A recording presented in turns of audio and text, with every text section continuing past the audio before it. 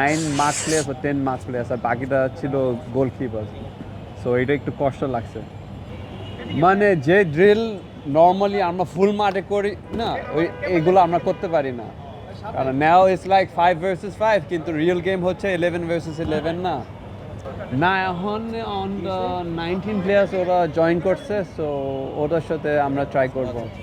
আমি তো চাই ওরা ভালো খেলছে, হ্যাঁ, বাট আমি এই দুইটা ম্যাচ দেখি না ভাই।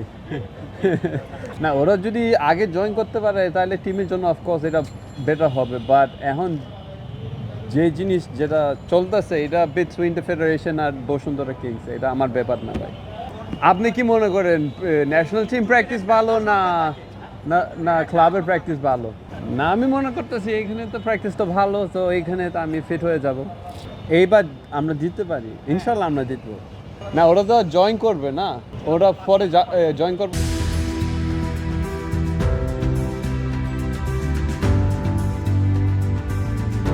না। যারা আছে ওরা পারফর্ম করতে হবে না, যারা আছে ওরা পারফর্ম করবে। এইটা এইটা আসলে এটা কোচের ডিসিশন, যেটা খেলবে এটা কোচের ডিসিশন।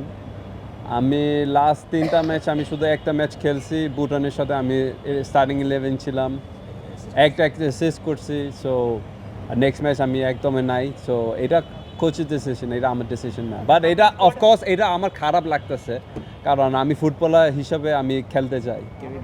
এটা অ্যাজ এ ফুটবল এটা সবার জন্য নর্মাল, মানে সব জায়গা কম্পিটিশন। আপনারা এখানে অনেক কম্পিটিশন আছে না, যে যে নিউজ ভাইরাল কে ফার্স্ট হয় এটা আপনারা চান না।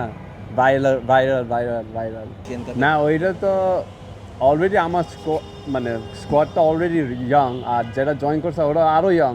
সো ওরা এখন একটা ভালো সুযোগ আছে, ওরা মানে ন্যাশনাল টিমের কোচের সামনে ওরা পারফর্ম করতে পারে, শো করতে পারে। সো এটা একটা পজিটিভ জিনিস।